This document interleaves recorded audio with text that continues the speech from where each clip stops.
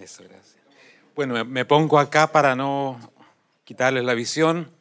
No es muy agradable la visión con que empiezo y muchas partes de esta charla no van a ser muy agradables porque, bueno, lo dice el título mismo.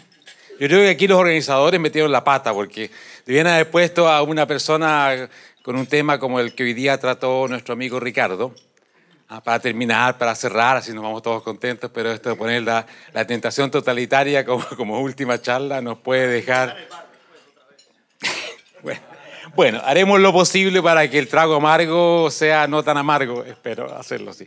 Bueno, la idea, por supuesto, es dar acercarnos un poco a lo que es la fuerza de atracción, la tentación de este tipo de ideologías.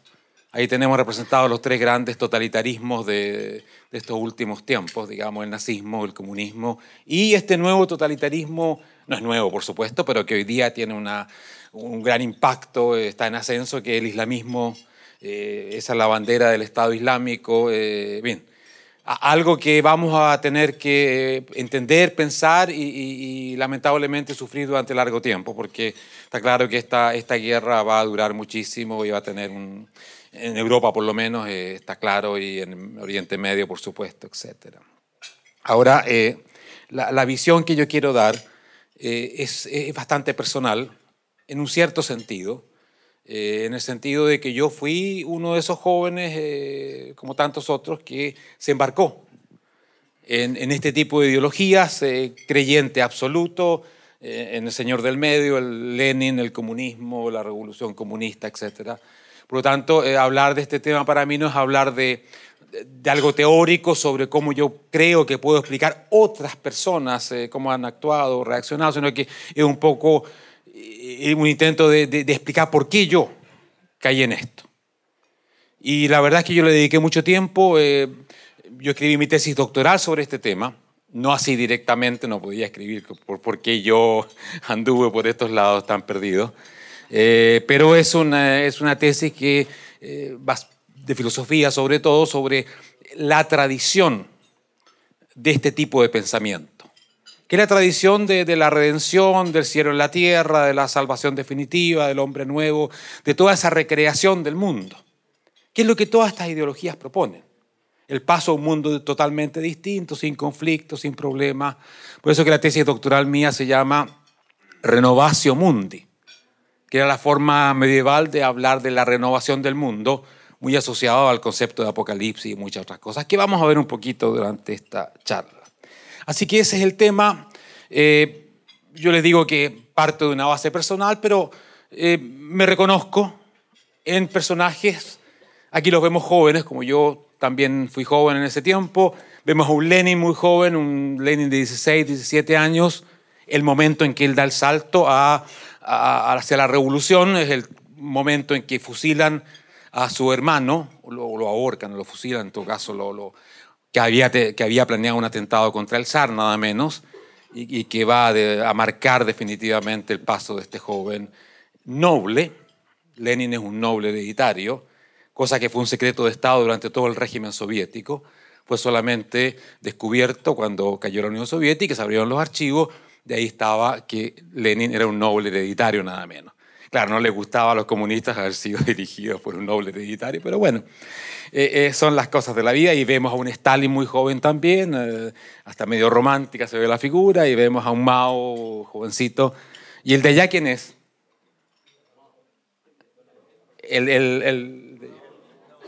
A ver. Fidel Castro, claro. Fidel Castro muy joven. Mi hipótesis, mi punto de partida y parte de mi experiencia personal es de que estos hombres entraron a esta carrera revolucionaria, se entregaron por unas ganas de hacer el bien, de cambiar el mundo para crear un mundo mejor, lo que ellos entendían por mundo mejor, lo que yo entendí por mundo mejor. No entraron para ganarse un puesto, por una cosa así. Cierto que como todo ser humano tendrán muchas otras ambiciones, etcétera, y algunos serán más defectuosos, otros más virtuosos, pero mi hipótesis es que la mayoría de las personas que son determinantes en este tipo de movimientos entran por la pasión de cambiar el mundo. Y que en esa pasión está el gran problema y la raíz del mal que van a hacer. Es decir, mi aproximación al fenómeno revolucionario, especialmente de estos líderes revolucionarios, que son los que guían después a grandes cantidades de masa, no es que haya sido un montón de tipos malos, perversos, que se han juntado para ser más perversos todavía, sino que es todo lo contrario. Lo que nos crea una necesidad de explicar lo que es una tragedia, común en las revoluciones y común en los revolucionarios, que es lo que yo llamo la tragedia de la bondad extrema.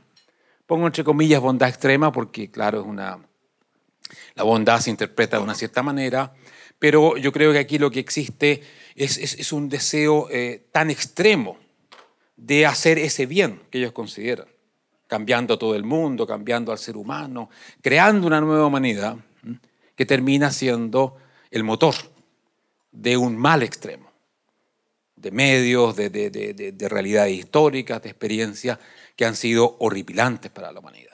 Y esa es la dialéctica que yo trato de entender, que traté de entender conmigo mismo. Porque yo pensaba, a ver, ¿qué quería yo? Sí, yo era también ambicioso y quería lucirme, lo que ustedes quieran. Pero yo me metí en esta cuestión y mi madre también y todo, porque queríamos cambiar el mundo, mejorarlo. Pero no queríamos mejorarlo modestamente, tranquilamente, lo queríamos cambiar entero. Eso es para mí la bondad extrema, esa soberbia incluso del bien. Esa ibris donde tu proyecto de cambio se extralimita, sale de lo que humanamente podemos alcanzar para empezar a coquetear con aquello que es lo más peligroso para un ser humano, creerse que uno es un Dios, que puede cambiar la naturaleza de las cosas, de nosotros mismos. Y para mí la bondad extrema es ese paso que arrasa ese nivel de lo humano. Y por eso que conduce finalmente a los desastres que conduce. Así que ese es el punto de partida mío. Yo miro a esta gente y digo, ahí está Mauricio, ahí está mi madre, ahí están mis amigos, ahí están los que, algunos murieron, algunos no están más. O sea, hay gente que se dejó muchísimo en esto y los reconozco. Y como los reconozco y sé a dónde llegaron, porque he visto las otras imágenes y también he leído su historia, digo, qué terrible es esto. Y yo iba para allá, mi madre iba para allá, mis amigos iban para allá. Y esa es la cosa que yo me propuse tratar de entender, porque era lo único que me parecía leal con lo que yo había experimentado. Yo no podía partir de otra cosa que no fuera esa experiencia de esa juventud que yo viví y en lo que me embarqué. Ahora, quiero hablarles de las cosas que me atrajeron de la tentación y también cómo esta tentación se va articulando para llegar a ser una licencia, una autorización para hacer el mal más terrible. O sea, quiero tratar de entender este camino del querer hacer el bien mayor a poder hacer el mal mayor. Y claro, lo más elemental, la gran promesa de todas estas ideologías. Y todos los totalitarismos prometen lo mismo. Prometen el paraíso en la tierra. Para algunos, por supuesto. Los comunistas dicen los que tienen los proletarios y etcétera, etcétera, porque claro, no para los burgueses, ni los pequeños burgueses, ni un montón de gente que desaparecerá en el camino y el nazismo quería para una raza, un tipo de personas y los islamistas quieren para, en fin, los creyentes o los que sean, pero está este impulso de crear esa sociedad donde todo es diferente a aquello que hemos vivido. Este es un viejo sueño de la humanidad. Hay muchas representaciones, yo tomé solamente una de comienzos del 1500, del Bosco, o Bosch, como se llama realmente en holandés. Bueno, es una de sus famosas pinturas sobre el jardín del Edén o el paraíso. Hay muchísimas representaciones en toda época, porque de lo que estamos hablando, y esto es importante entenderlo, es del sueño quizás más antiguo y más universal de la humanidad.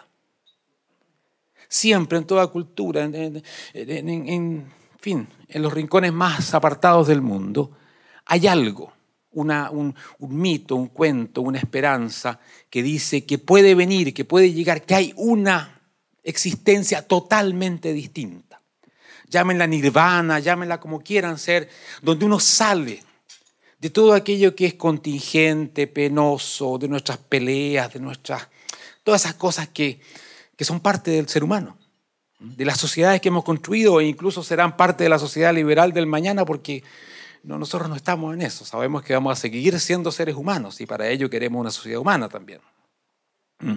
Y este sueño está en todas las religiones, además. La promesa del paraíso, sea en el más allá o en el más acá. Si en el más acá ya sabemos que es muy peligroso, pero en el más allá es una bonita esperanza. ¿Y cómo nos imaginamos el paraíso? ¿Nos imaginamos el paraíso de alguna manera parecido a la sociedad que tenemos? No. El paraíso no hay ni tuyo ni mío. No hay propiedad privada, por supuesto, ni nada de eso, ni mercado, ni Estado, nada. Todos nos unimos en una especie de comunidad absoluta, infinita, de puro placer y virtud, etcétera, etcétera, etcétera. Y ese sueño sigue existiendo en muchos. Yo no soy creyente, pero y ha estado tan presente en la humanidad. ¿Ah? Y el reino celestial de los chinos, en fin, o sea, por todas partes, si uno escarba un poquito, ve que quizás como consuelo. Y no está mal. O algunos se lo toman más en serio y quieren realizarlo, lo que tiene resultados bastante catastróficos. Pero está esas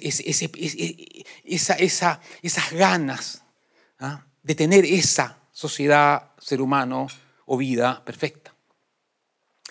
Esto lo digo porque es importante entender que el marxismo, el comunismo o cualquiera de estas ideologías tienen fuerza porque de alguna manera recuperan o se afianzan en viejos mitos, deseos, ganas de los seres humanos que van a escucharlo.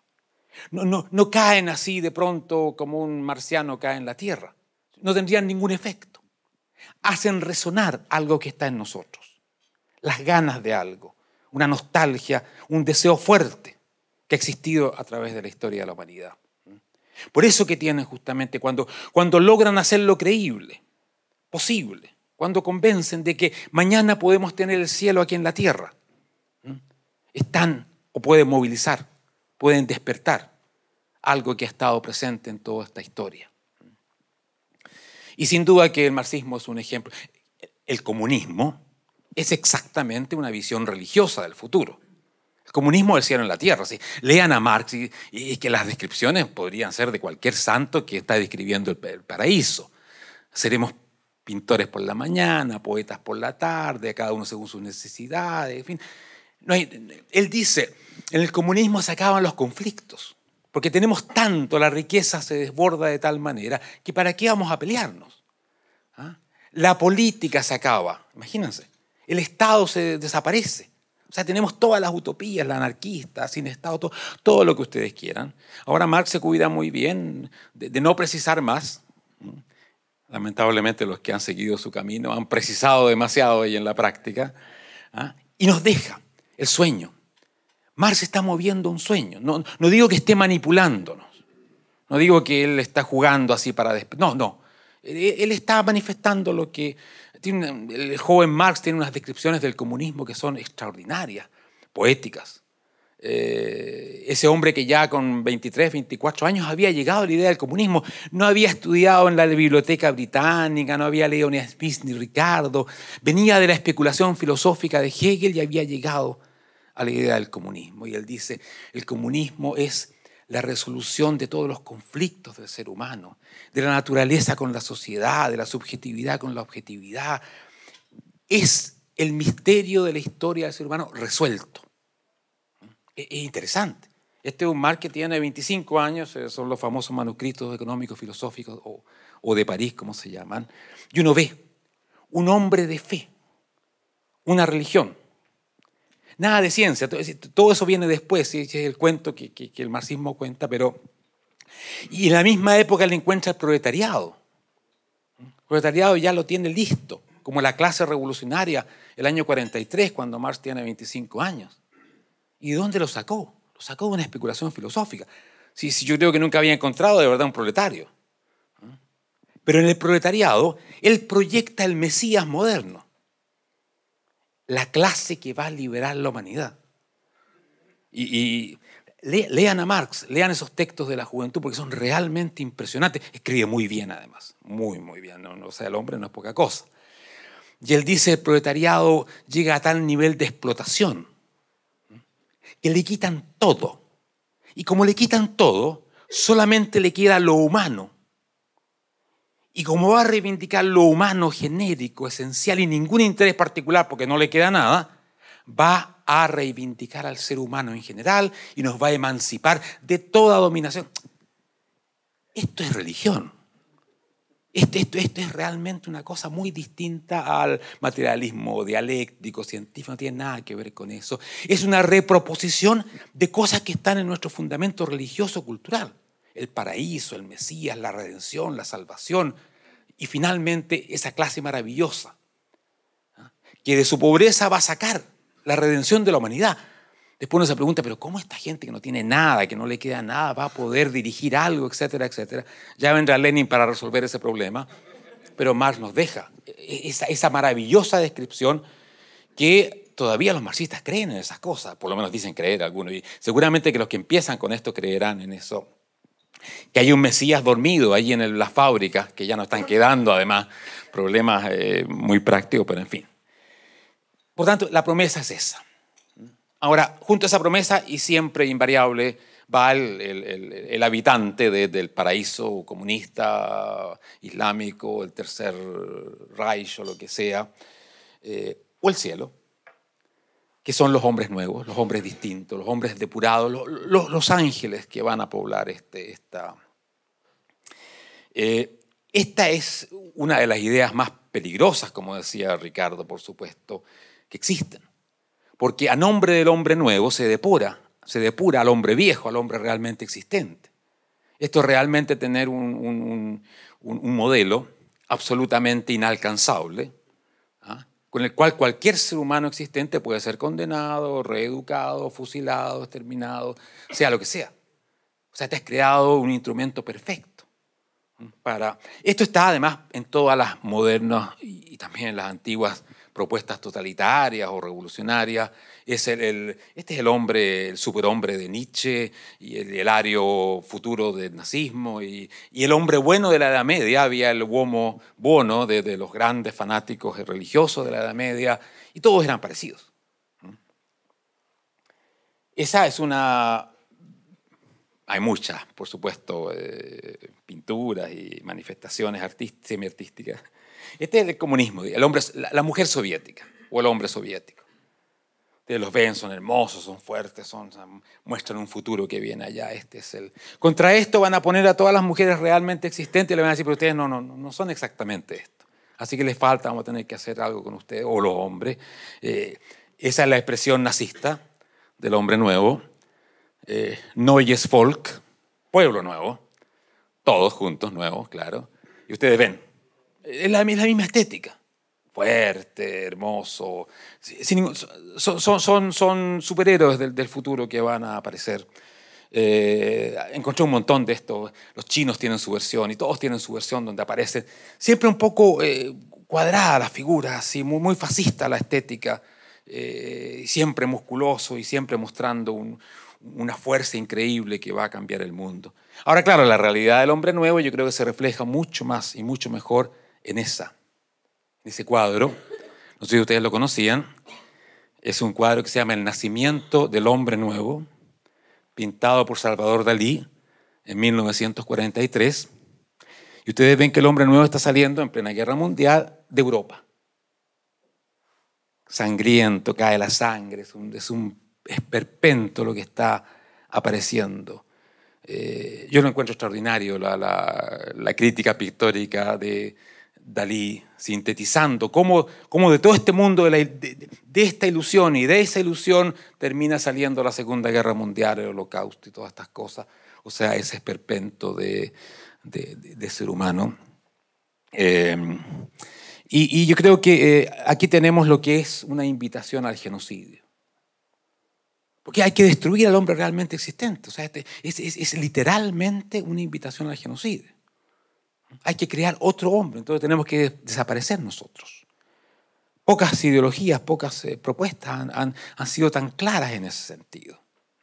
y después tan exactas en su realización cuando han tenido el poder.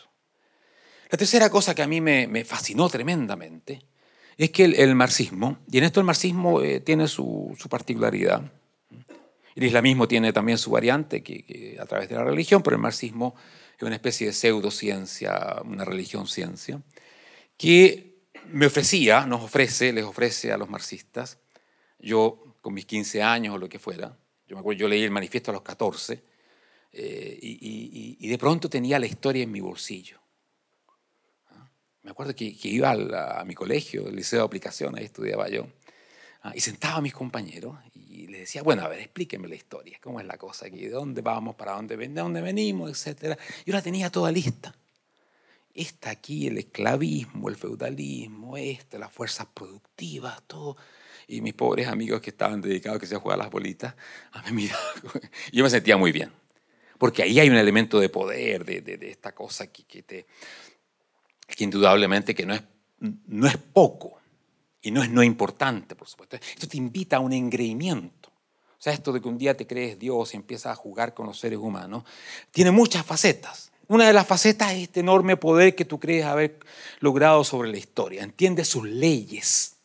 Hay leyes en la historia. Imagínense. O sea, hay algo que no podemos cambiar, algo que está funcionando.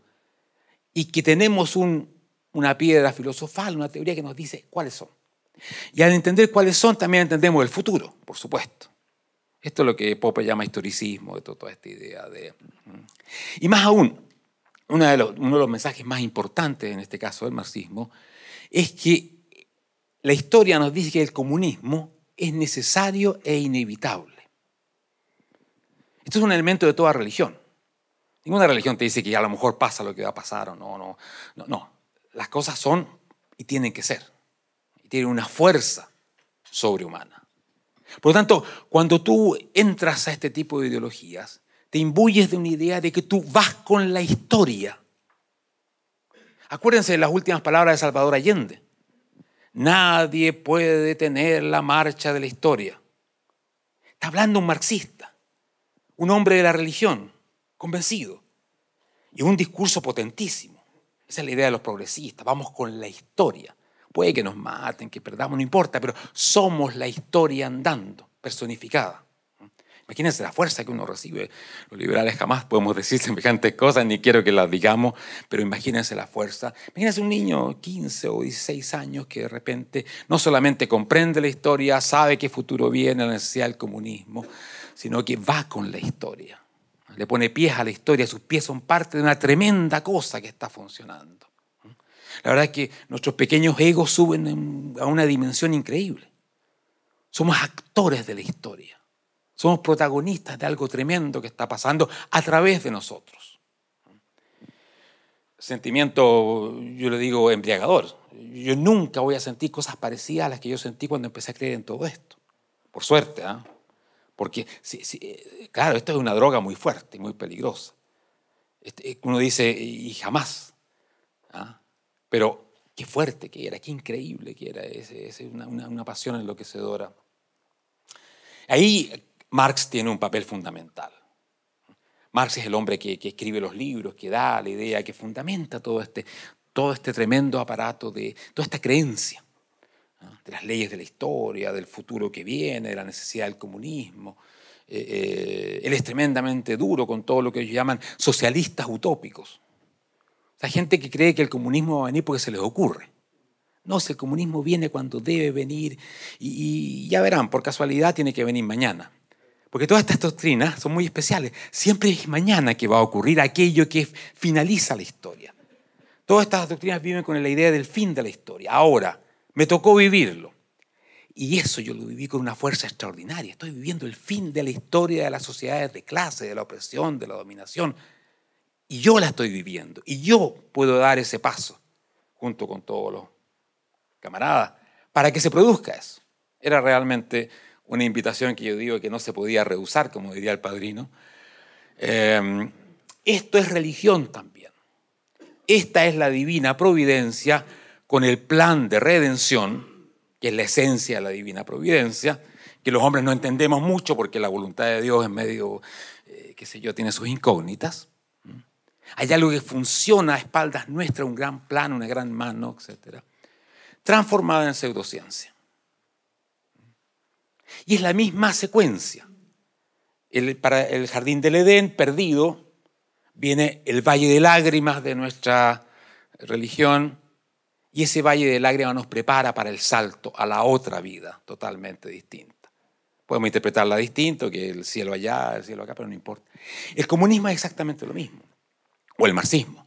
Tenemos lo que llaman el comunismo primitivo, que vivían, qué sé yo, los hombres de la naturaleza, los indígenas por aquí y por allá.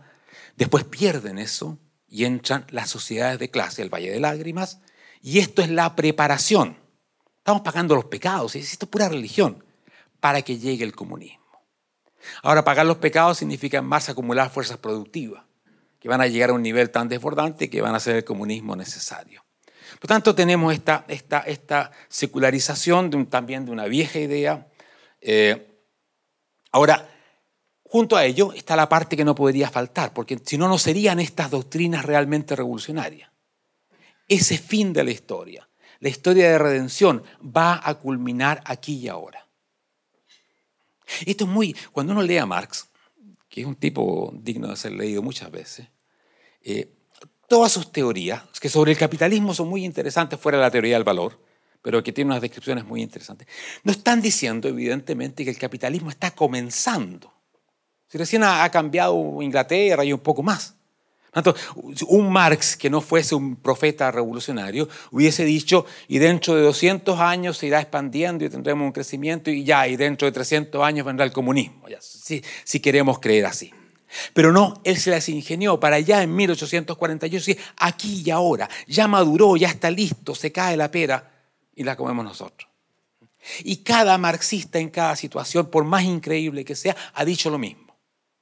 Uno de los casos más increíbles e importante es Lenin, en un país atrasado como Rusia, que le faltaba todo el paso por el capitalismo, que según el Marx clásico es necesario para que venga el comunismo. Él con Trotsky y sus amigos se la ingenian para decir, no, está listo, igual. Y si no está listo, lo hacemos listo nosotros con la revolución, lo apuramos. Y nosotros desarrollamos las fuerzas productivas. Pero la revolución es aquí y ahora. Porque sin eso, estas doctrinas serían una especie de teoría interesante, exótica, pero no tendría ningún atractivo práctico. Y la idea de la revolución tiene además un aspecto muy interesante, es el apocalipsis bíblico. Ustedes saben que la Biblia termina con un texto, que es el texto quizás más leído que la Biblia ha tenido, que es el Apocalipsis, fundamental en toda la historia de Occidente.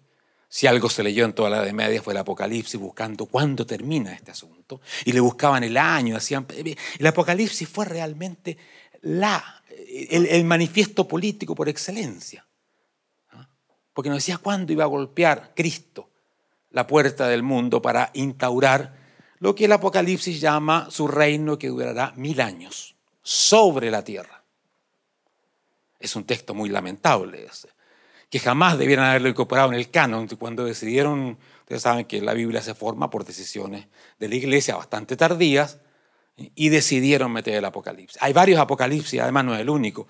El Apocalipsis es una típica profecía judía, digamos, de fin del mundo y vuelta del Mesías, y le incorporaron.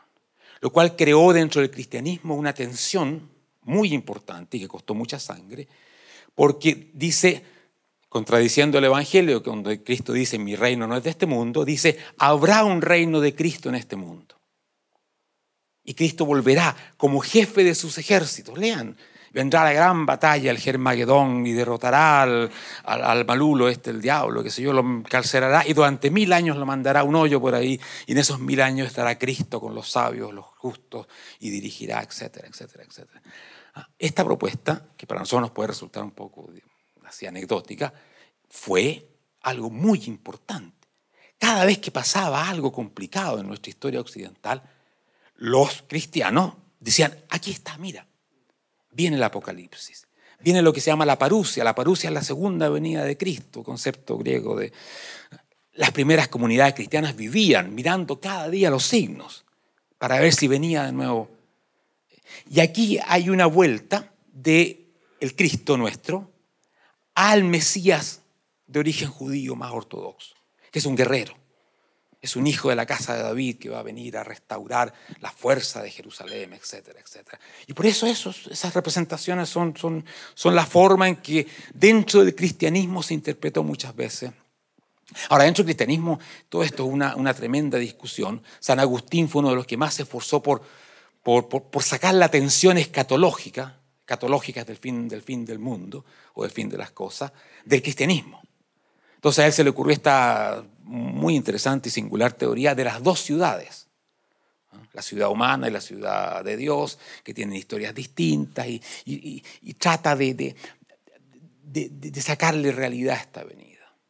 Pero esta segunda venida va a tener una fuerza y la cantidad de movimientos revolucionarios que hay sobre esto. Ahora, esta segunda venida siempre se concretaba con la formación de una secta cristiana revolucionaria, que sabiendo que dentro de unos meses va a venir Cristo de nuevo, prepara el advenimiento de Cristo. Se prepara para unirse a esta fuerza liberadora que va a venir del cielo. Esa es ni más ni menos que la vanguardia revolucionaria. El marxismo tiene la misma construcción. Nos dice que el comunismo es inevitable y que va a ser necesario. Pero para que ocurra aquí y ahora debemos ponerle nuestro esfuerzo, nuestra cuota de decisión, de coraje y de violencia. Porque aquí entra el momento. La revolución es un acto de depuración. Es un acto donde el hombre nuevo comienza a surgir. La Revolución Francesa, vital para toda la modernidad, y bueno, esa es un póster ruso de la Revolución Rusa. Marx tiene un texto donde dice: la revolución comunista no solo es importante para derrocar a las clases dominantes, sino para masivamente transformar a los revolucionarios, a los obreros, a todos aquellos que hacen la revolución. Es ese baño de esa prueba de fuego, donde el hombre nuevo se forja. Todo esto es mística, revolución también. Pero para nosotros, para ese chico de 15, 16 años, claro, esto era nuestro aporte, a través del cual podíamos morir por una buena causa o podíamos transformarnos con esta entrega total a este momento especial. Ahora, ya ustedes entenderán que si uno está en esto, matar a unos cuantos tipos, o 100.000 o lo que sea, que no tiene ninguna importancia, eso es evidente. El mundo está regenerándose, estamos construyendo el mundo nuevo, el hombre nuevo, por lo tanto, que las batallas cuestan. Y los métodos que usemos, no crean que tienen mucha importancia cuando estamos ante algo tan grandioso. Y aquí ustedes pueden empezar a entender esta transformación increíble, de esta voluntad tremenda de hacer este bien, de construir el mundo nuevo, y la licencia que nos da para que en este acto de redención absoluta apliquemos cualquier violencia, cualquier método. Ahora, hay un aspecto más. Dentro del marxismo, como dentro de cualquiera de estas ideologías, propuestas, que quiera tener en el fondo fuerza y duración, tiene que haber un atractivo intelectual fuerte para captar una parte de los intelectuales de la sociedad determinada. Porque los intelectuales son los capitanes, son los profesionales de la revolución, son los que organizan las masas, como dicen los marxistas. Por lo tanto, si un movimiento mesiánico de este tipo no tiene esa capacidad de atraer a los intelectuales, por supuesto que puede movilizar gente y lo ha hecho, y hay muchos ejemplos de ello, pero su duración y su peligrosidad se reduce notablemente si no tiene esos tipos que están todo el tiempo maquinando el mejor método, elaborando teoría, etc. Es decir, una teoría de salvación requiere su teología y sus teólogos para que le den al pueblo la guía, la respuesta, todo eso que es muy importante. Y eso, por supuesto, que fue una parte fundamental para mí. Yo con pretensiones de intelectual, con una madre que era intelectual y todo esto, por supuesto que me atraía enormemente esto de pertenecer a aquellos que entendían el secreto de todo esto. Porque en todas estas doctrinas, como existía en la religión católica también, hay una vulgata, algo para el pueblo, el catecismo. Y después están todos los misterios que los teólogos van a explicar. Y claro, viene la señora del pueblo y le dice, yo creo en Dios. Y el iluminado lo mira y dice, bueno, así es el pueblo. Y le administra un poco de salvación, lo que sea. Pero él sabe de verdad esto de la providencia, el mal, el bien, San Agustín, esto, lo otro. Él realmente ha entendido un poco más de la voluntad de Dios, o de las leyes de la historia, o de aquello que va a ser posible, en este caso, la revolución. Y ahí entra a ser muy importante la sofisticación del marxismo. El marxismo no es una pavada, como dirían en Argentina. Tiene ese hombre llamado Hegel abajo, y tiene a Smith, y tiene a Ricardo, y tiene un montón de cosas. Tiene realmente una sofisticación interior que hace que gente extraordinariamente capaz se aboque a ello, se lean a Hegel, se lean este otro, vuelvan hasta Aristóteles aquí y allá, y vayan construyendo el saber del saber. Y por lo tanto, y esto es lo importante, ganándose el derecho a dirigir a los que no saben de verdad. Entre ellos los proletarios, aquellos que Marx decía, etcétera, que van a liberar la humanidad porque ya no tienen nada más que defender. Claro, como son proletarios que apenas saben leer y escribir, no van a entender todas estas cosas. Y ahí va surgiendo la idea de un grupo que no solamente dirige en términos orgánicos el movimiento, sino que es el que realmente entiende lo que hay que entender y tiene el derecho a decir lo que hay que hacer. Y desde Marx para adelante, los marxistas siempre han dicho que, a fin de cuentas, son estos intelectuales los que le dirán al proletariado qué es lo que debe hacer para ser lo que es. Hay unas frases de Marx que son geniales. Incluso dice, no importa lo que todo el proletariado piense que es. Lo importante es lo que objetivamente es de acuerdo a las leyes de la historia. Y eso lo sabe Marx. Y cuando en un momento dado en la Revolución Rusa ya han tomado el poder los bolcheviques, hay una gran discusión y hay una fracción más sindicalista del bolchevismo y le dicen, pero ¿cómo los proletarios parece que no quieren esto? Se levanta Trotsky y dice, ¿y qué importa lo que los proletarios crean? ¿Ustedes creen que vamos a someter la revolución a los humores cambiantes de los proletarios? Si el partido sabe, y el partido va a terminar transformándose en el intelectual colectivo que sabe, que entiende, que conoce todo este secreto. Y por eso que el capital es muy importante. No por la ley del valor, ni ninguna de esas cosas, ni nada, ni porque sea entendible, no. Es lo que le permite a algunos distinguirse de otros. Yo me he leído El Capital, yo me he leído a Hegel y por eso los marxistas se pasan citando cuestiones. A veces los liberales también citan demasiado algunos clásicos, pero estos son los textos que autorizan, que abren, que te convierten en administrador de esa dueño de la verdad. Y como eres dueño de la verdad, eres dueño del poder. Porque esa verdad es la que te da el poder. Porque es la verdad sobre qué se debe hacer para que este paraíso se realice en la tierra. Imagínense, 16, 17 años, qué fascinante. Yo era de esos. O yo me sentía llamado a ser de esos. Y sí, yo me leí El Capital 2 veces más encima. Y he leído a Hegel y todas estas cosas. Y claro, también con el orgullo de ser parte de una élite. Todo eso es muy importante, ¿no? Sin duda. Pero es interesante esta construcción que permite llevar desde el campesino, que no sabe ni leer ni escribir, a través de la vulgata del Padre Nuestro del marxismo, hasta un intelectual sofisticado que se pasará años estudiando a Hegel. Esa combinación es la que... Gramsci, que lo nombraron hoy día, tenía muy clara todas estas cosas. Él hablaba de los capitanes. En un libro que se llama El Príncipe Moderno, y que son sus elucubraciones sobre Maquiavelo, muy interesante, Gramsci es interesante. Él dice, lo importante son los capitanes. Y él llama al partido el intelectual colectivo. Él es muy interesante en todo esto. Los soldados vienen, se encuentran, no importan. Eso lo reclutamos cuando hagan falta. Lo que sí es difícil formar son los capitanes.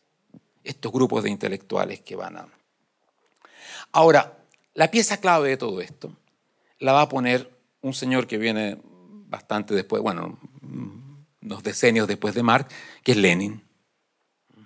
Porque hasta donde ustedes han llegado, todo esto es una interesante teoría y tiene toda su fuerza, qué sé yo, pero todavía no se ha encontrado la herramienta directa, real, que permite hacer la revolución y tomarse el poder. Todo lo demás es el importante contexto cultural, de ideas, de fe, de creencia. Pero el hombre que hace de todo esto una maquinaria para tomarse el poder y después para asesinar y aterrorizar, todo lo que sea, es Lenin. Sin Lenin no hay marxismo, digamos, en el sentido que lo conocemos. Y el invento de Lenin, que es el Partido Revolucionario, tendrá un impacto no solamente dentro de los marxistas en el siglo XX, sino que un Hitler y toda esta otra gente, cuando miran, dicen, ahí está. Y Hitler es increíble cómo él observa el marxismo revolucionario, porque sabe que ahí hay una técnica de revolución que es importante aprender.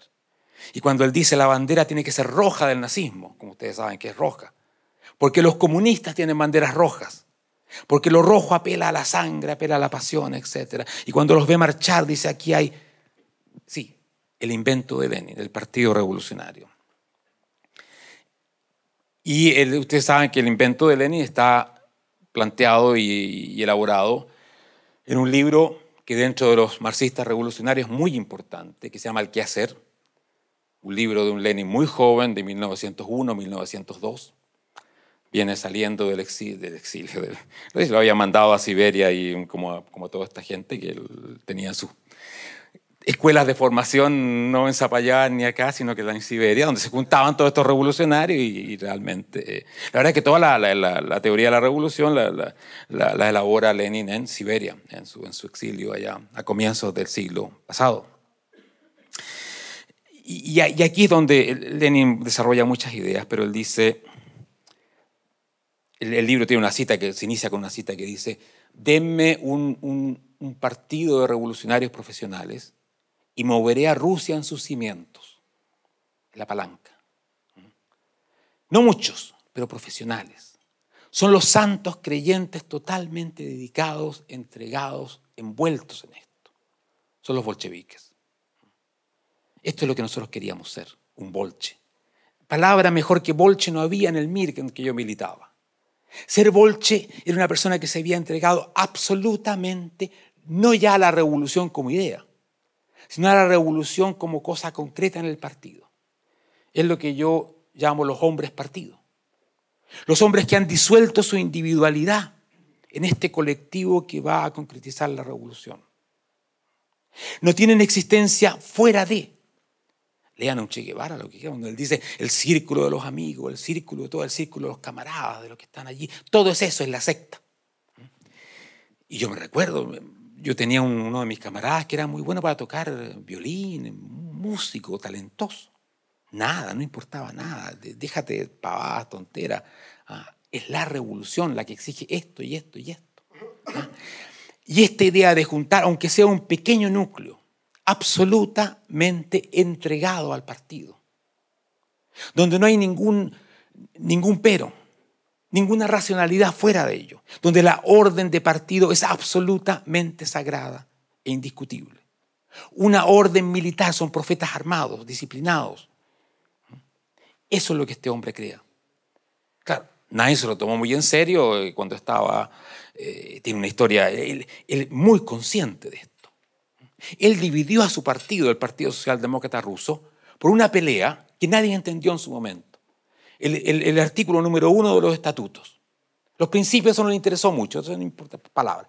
Pero el estatuto orgánico del partido, el artículo número 1, donde los más blandengues proponían de que podía ser miembro del partido cualquiera que se interesara y pagara una cuota y fuera, en fin, que le gustara el partido. Y Lenin dice, jamás. Miembros del partido son los que están dentro del partido, se entregan al partido y divide al partido. Y esa división da origen a los dos famosos nombres, los mencheviques, que son los mayoritarios, de ahí viene la palabra menchevique, que ganaron esa discusión, y los bolcheviques, que son los minoritarios. No, perdón, los bolcheviques son los mayoritarios que ganaron esa discusión, sí. Y los mencheviques son los minoritarios. Al revés la cuestión.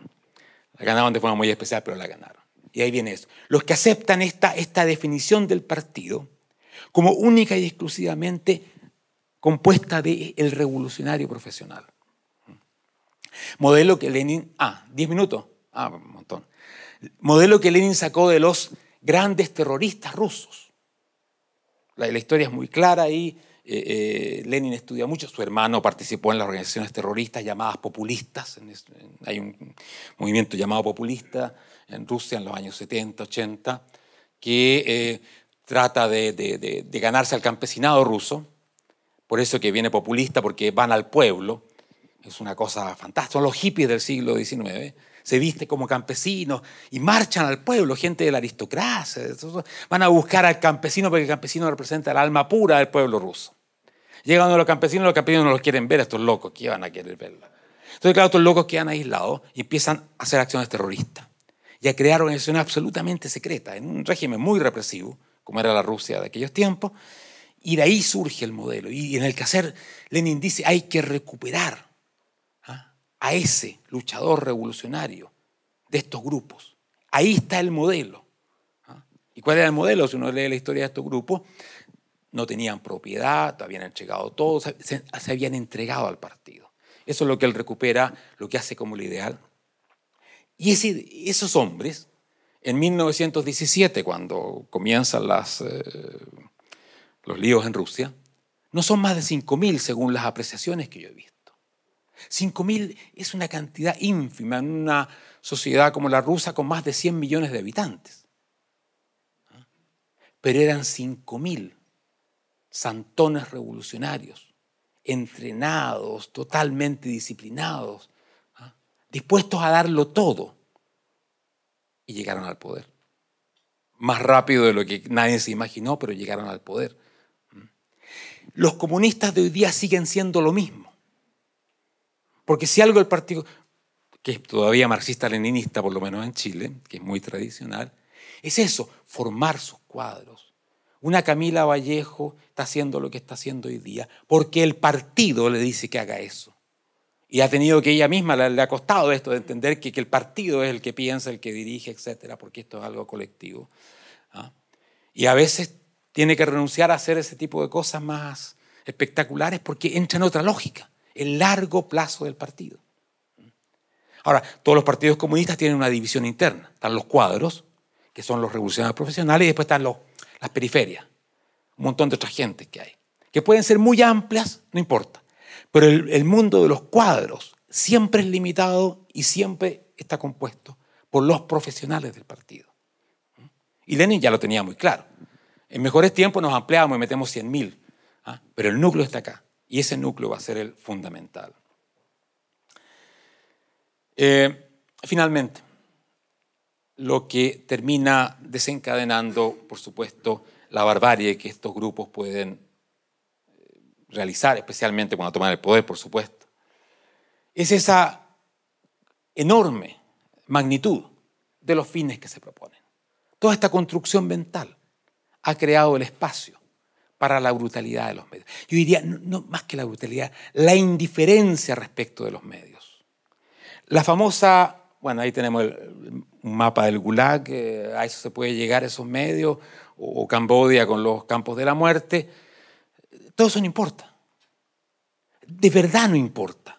Esto hay que comprenderlo. Esto no es una cuestión de juego, no. O la fría máquina de matar del Che Guevara. Porque la famosa moral revolucionaria, como se la llama, tiene un solo principio. Aquello que le sirve a la revolución está bien. Y lo que no le sirve está mal.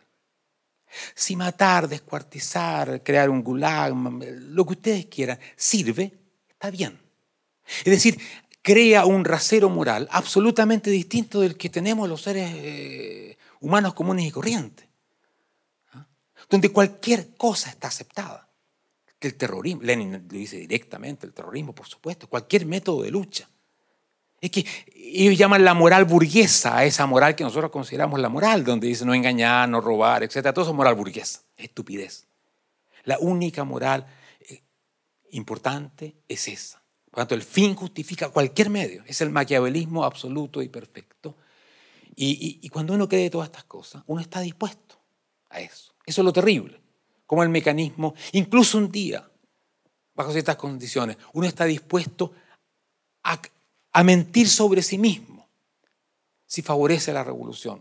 Uno de los hechos más abominables y sorprendentes de la historia del comunismo son los famosos juicios de Moscú, del año 36 al año 38, donde Stalin masacra una importante cantidad de bolcheviques, los elimina, pero los elimina de una forma muy especial, haciéndolos confesar a ellos crímenes inimaginables.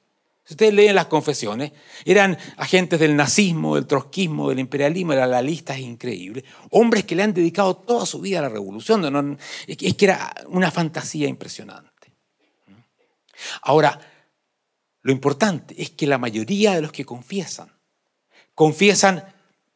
hay tortura, hay muchas cosas también, pero finalmente convencidos que le están haciendo el último servicio a la revolución. Porque objetivamente es necesario que se sacrifiquen. Es algo. Hay una novela que resume todo esto muy bien, se llama El Cero y el Infinito.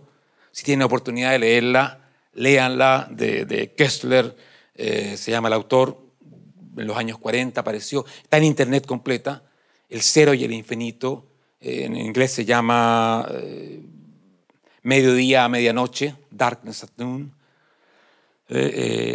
donde él trata de entender esta lógica que lleva a grandes revolucionarios a decir frente a un tribunal que son agentes nazistas y hacerlo por la revolución. O sea, llega a un nivel, bueno, esto se parece a la Inquisición también torturaba para que uno llegara a reconocer que, bueno, es decir, las visiones totalitarias no aceptan el puro castigo, quieren incluso que la víctima diga que el torturador o el verdugo tiene razón. Por eso que Stalin no aceptaba llegar y colgarlos, matarlos.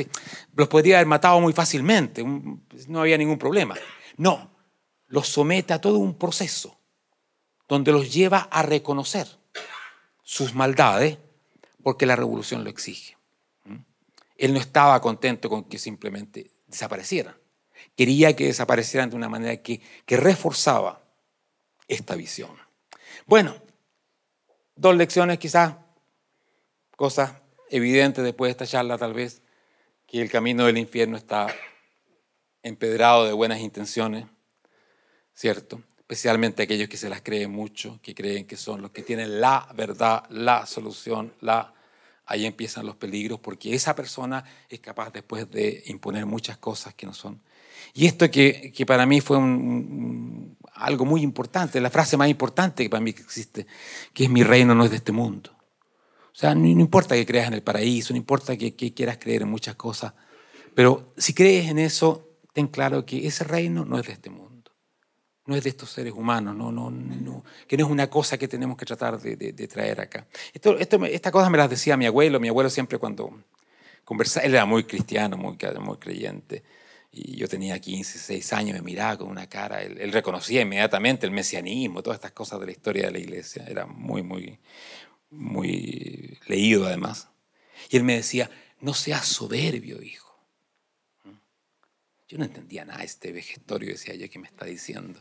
Justamente eso, esa soberbia de creerse un pequeño Dios, transformador de la naturaleza, de todo, creer que uno puede inventar al ser humano de nuevo.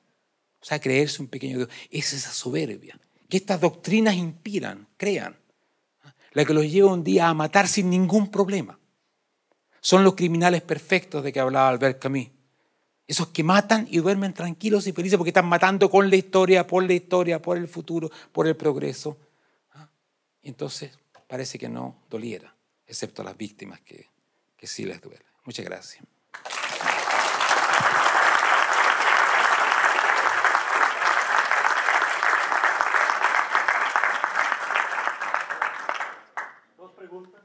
Bueno, ya pregunté como 15 veces hoy y no me voy a presentar. Eres impresentable.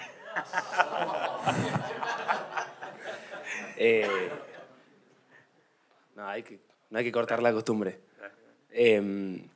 No, lo que quería preguntar es, en Argentina por lo menos, no sé, nunca hablé con alguien de izquierda de otro lugar, no conozco. La gente de izquierda suele saber muchísimo, como se dijo hoy en una de las charlas, y ser muy soberbia. Y el argumento que me dijeron un par de veces, y que por lo poco que leía a Marx tiene razón, es que lo que falló es el comunismo, no el marxismo. Porque como decías antes, la etapa de capitalismo que se requiere nunca se cumplió. Entonces, ahí pasa a ser ya un choque de dogmas.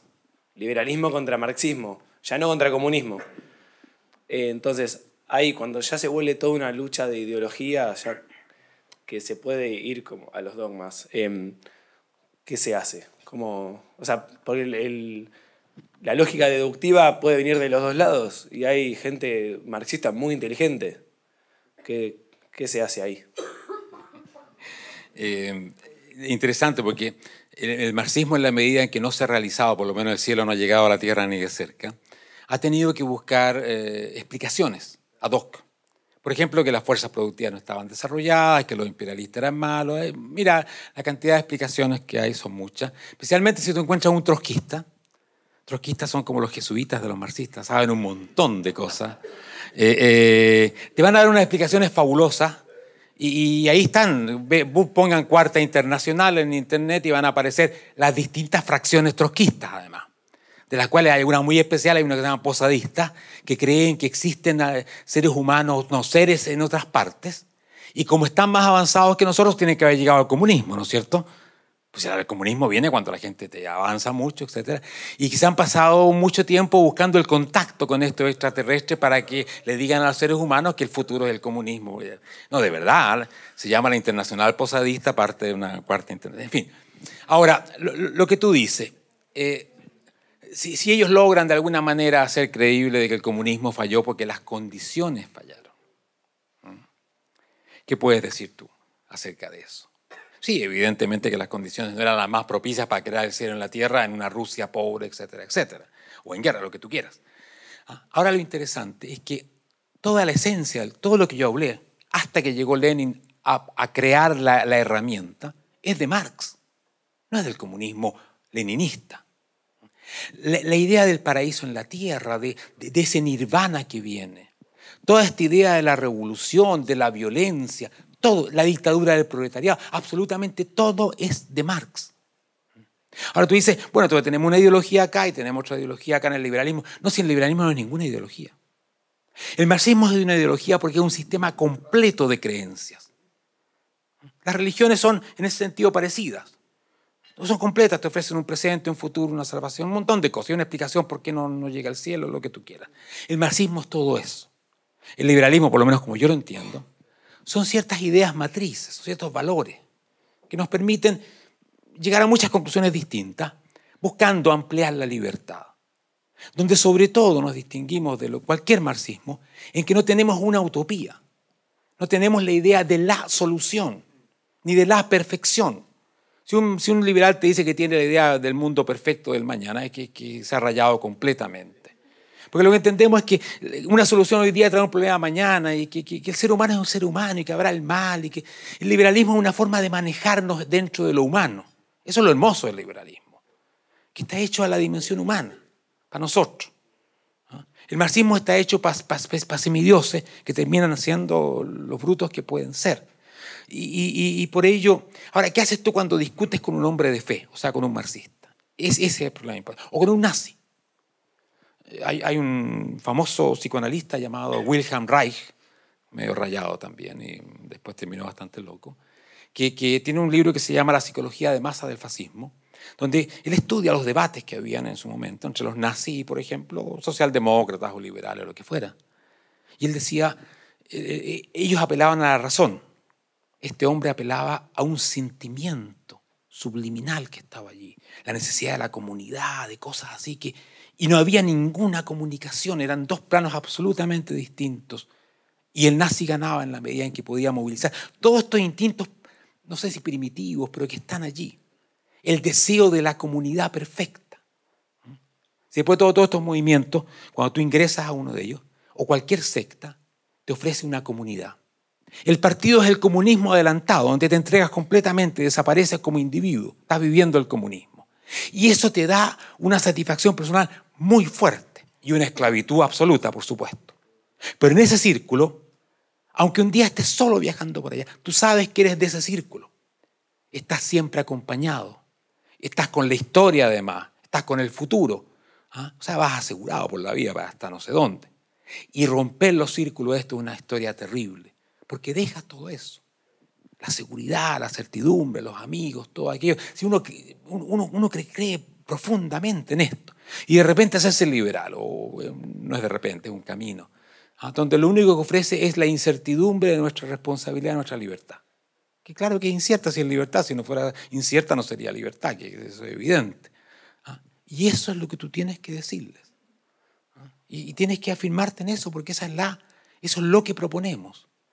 Y decirle, mira, tú eres un religioso, tú eres un cristiano ateo, que quiere hacer lo peor que el cristianismo podría haber querido hacer, que es realizar el reino de Dios acá. Y argumentales así, porque si algo le molesta a los marxistas es que los traten de religiosos, porque ese es el opio de los pueblos, exactamente puede ser el opio de los pueblos, especialmente en su versión. Trátalos así. Mira, si tú eres un creyente, y trátalo con cierto así, a los creyentes hay que tratarlos suavemente, excepto que se pongan medio violentos. Pero es una discusión difícil esa. Mauricio, quiero felicitarte, pero quiero aportar un poquito en este tema, porque ayer tuvimos la conferencia de la imposibilidad del socialismo. Y claro, muchas veces se dice de que el socialismo en teoría era muy bueno y que lo que pasa es que no se ha aplicado bien a la realidad por falla, etc. Y lo que tratamos de demostrar ayer en la conferencia era de que desde el punto de vista teórico ya el socialismo, el marxismo, el comunismo tenía fallas y que se estaba sosteniendo sobre premisas falsas y que era imposible por 3 razones básicas. Primero, porque la información está dispersa y no hay capacidad humana, una mente humana de dirigir toda una sociedad y de saber cuáles son las circunstancias en cada momento de cada persona en cada lugar para reconocer la solución de cada quien. Número 2, porque no hay un sistema de incentivos, por qué trabajar más, por qué mejorar un patrón de conducta o de acción en la producción, en el consumo, como dueño de factores de la producción. Y por último, porque no existe un sistema que pueda coordinar las diferentes actividades económicas. Entonces, para argumentar esto básicamente, bueno, de que el comunismo, el marxismo era desde el punto de vista teórico es muy bueno, pero que no lo han sabido llevar a la práctica, es muy sencillo. Es que no, de antemano estuvo errado, de las premisas estaban erradas y la realidad humana, tú lo describes muy bien, hay que tener fe porque en la realidad humana es imposible por estos 3 factores y creo que eso es muy importante en el debate también. Sin duda, y explica por qué el socialismo real fracasa, etc. Sin embargo, eso no toca un ápice al creyente. Yo no sé si tú has tratado de hacer que alguien deje de creer en el cielo de los de verdad, por las razones que tú das. Porque se pueden aplicar al cielo, ¿no es cierto? No hay precio, no hay aquí, no hay propiedad privada en el cielo. Imagínate qué problema que tenemos. ¿Y cómo funciona eso? ¿Qué importa cómo funciona? Si es una creencia, es una fe, seremos ángeles. El comunismo presupone ángeles.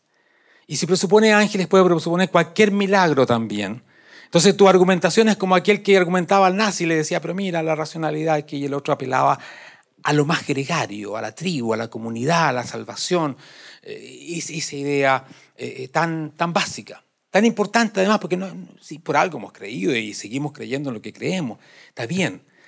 Si es problema cuando nos pasamos de la raya que todo empieza. Pero por eso que tenemos que aprender a razonar a distintos niveles. Nosotros somos muy racionalistas los liberales.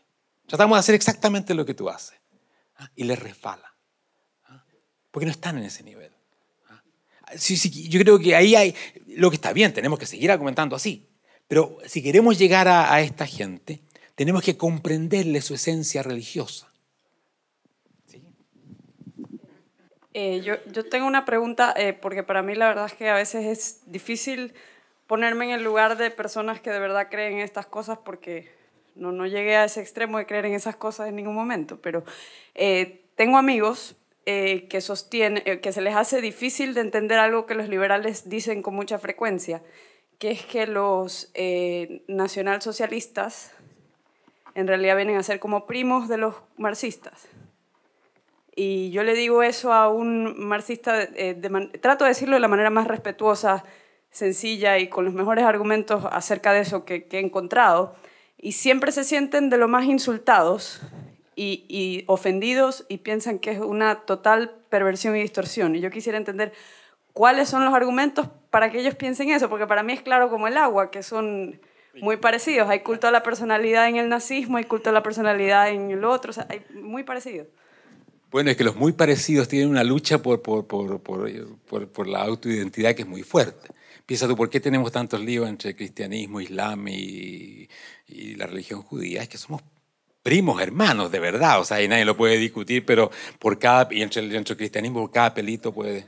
Ahora, si hay dos cosas que le molestan terriblemente a los marxistas, es que tú les digas que es una religión atea, porque eso es fatal. O que le digas que ellos son socialistas del mismo tipo, pero un poquito distintos que los nacionalsocialistas. Porque toda su identidad y lucha histórica se definió como una lucha contra el nacionalsocialismo, enemigos a muerte, sin duda. Por lo tanto, reconocer una vecindad con ellos es para ellos imposible desde el punto de vista de su identidad. Ahora, seguramente tenemos toda la razón cuando decimos que el nacionalsocialismo es un movimiento socialista, como dice su nombre. Ahora, los comunistas ganaron la discusión y la aceptaron muchos otros, de que esto era una cuestión de derecha y lo otro era una cuestión de izquierda. Los de izquierda son los buenos y estos son los malos. Estos quieren, qué sé yo, una cosa que puede fallar en lo práctico, pero que tiene una buena intención, mientras estos quieren algo que tiene una pésima intención, etc. Todo el mundo casi ha ayudado a construir una dicotomía que es completamente falsa. Cuestión de verlo hoy día en Europa, los partidos estos populistas, xenófobos y los partidos de la izquierda. Pero sí, el Estado, el control, toda la idea es la idea del socialismo. Socialismo nacional. El socialismo dejó de ser internacional hace mucho tiempo, además. Por lo tanto, realmente son... Ahora, Hitler decía, o se dice que decía, que el nazismo era más avanzado que el comunismo. Hitler, se duda de la originalidad, que sea original este famoso texto que hay, donde él dice que el marxismo es muy primitivo porque quieren expropiar las fábricas, los bancos, todas esas cosas. Yo me apropio de la mente de la gente, directamente. Y no importa quién tenga la fábrica o esto, yo los domino por acá. Tenemos que reconocer que el hombre tenía una idea clara de qué es lo que constituye el poder más importante. Lo que nos lleva también a una diferencia entre los dos tipos de economía. Pero indudablemente que en una discusión donde tú planteas esa identidad es que un marxista va a reaccionar como la peor ofensa, etc. Y bueno, no nos queda más que ofenderlos. Ofenderlos por los dos lados. Yo creo que el lado de la religión los toma mucho más desprevenidos. Realmente porque es tan evidente que todo su esquema mental es una réplica de la religión cristiana, además. Jardín del Edén, historia, paraíso, de todo, apocalipsis, sufrimiento, todo, está todo. Y esa parte les cuesta bastante más aceptar y también contraargumentar. Te escuchaba recién y mencionaste porque es una religión y lo entendí. Y ayer al pasar hablaste más bien de una secta. Y ayer también cuando hiciste el comentario lo entendí. Pero ¿nos podés ayudar con algunas precisiones de por qué en algún sentido se ve al marxismo en parte como una secta y por qué una religión, siendo que no necesariamente son cosas iguales, ¿no? No, por supuesto que no. Hay religiones o expresiones religiosas que no son sectarias, digamos, no son sectas. Por supuesto, que tienen una apertura, que conviven con el mundo y lo aceptan, intercambian, etc. La secta tiene una característica especial: crea un mundo propio, absolutamente autocontenido. Y eso es lo que hace el marxismo, revolucionario. Te puede ver caminar entre la gente, se puede sentar acá el tipo, pero él vive en un mundo distinto, de ideas, de representaciones. Él está sentado acá y él está viendo las condiciones objetivas de la revolución y un montón de pequeños burgueses y aquí y allá. Él está en su mundo y él tiene su referente en otra parte. Puede que no los encuentres mucho tiempo, puede resistir mucho tiempo solo, pero tú sabes que perteneces a un grupo cerrado donde solamente están los que creen totalmente y están entregados a eso. Los que no están totalmente entregados, bueno, son un poco como los católicos domingueros que van de vez en cuando y creen un poquito. Que sea. Eso en los leninistas por lo menos no es aceptado. Tienes que ser de verdad, ir a la misa todos los días y ser realmente creyente.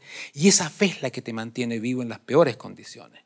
Es la que te da la enorme fuerza que tienen, porque hay que reconocer que la fuerza que tienen ellos y otros totalitarios, míralos allí en el Oriente Medio muriéndose y matándose, y los nazis también. Esta gente no es broma, creen en serio en su cuestión. Pero para que eso se mantenga, deben crear esa atmósfera artificial. Si alguien manejaba todo esto, porque el mejor psicólogo de todos fue Hitler, indudablemente, captaba él decía, toda la idea del movimiento nazi es crear constantemente un movimiento donde la gente está envuelta constantemente de otros nazis que van para allá, para acá. Bueno, este principio lo tomó de algunas órdenes religiosas, cuyo principio es que no tengas ningún momento donde no estés o rezando o haciendo algo y donde puede venir la duda. Si tú ves las reglas de algunas órdenes monásticas, tienen justamente esta regla, donde nunca estás solo con la duda, siempre estás o rezando o en la oración colectiva, etc. Es un viejo principio, digamos, para mantener una fe bastante fuerte. Todos estos movimientos se basan en eso, en la creación de una atmósfera especial, donde toda tu vida cobra sentido dentro de esa atmósfera. Y es impresionante. Yo me recordaba que en ese tiempo me subía a una micro y yo era como una burbuja entrando a la micro, porque yo era un revolucionario. No, de verdad, porque uno se la cree en serio esta cosa. Yo era un revolucionario y vi en esa micro un montón de idiotas. No, pero tal vez no lo decimos así, pero gente que no entendía la historia, las leyes de la historia, o la dialéctica de Hegel y aquí y allá. Yo era un ser tan superior, perteneciente a una colectividad de elegidos, que eran estos tipos, los iluminados. Esta cuestión es la terriblemente peligrosa, porque sin eso esto no funciona, lógicamente. No vas ni a matar, ni a tomarte el poder, ni a dar golpes de Estado, ni a hacer revoluciones, si no tienes estos 5.000 santones absolutamente, como alguien decía, que son un pedazo del partido, y que lo llevan consigo por todas partes, y nunca dejan de serlo, además. El momento en que empiezan a dudar, ya rompen el círculo mágico y se transforman en traidores potenciales, etc.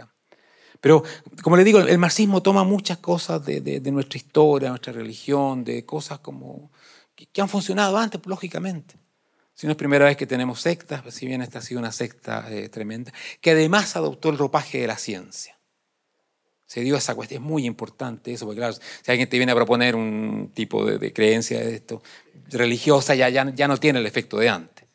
Pero agarraron la ciencia. Por eso que para el marxista también es fundamental en su identidad decir que esto es ciencia. Por eso cuando uno dice que esto es religión, pero es terrible. Porque ciencia es certidumbre, es verdad, la verdad de la historia. Si tú le debilitas eso, se cae todo el edificio. Porque el edificio se basa en esa idea de que tenemos la ciencia de la historia y del futuro y todas estas cosas. Es realmente una pieza fundamental. Bueno, muchas gracias.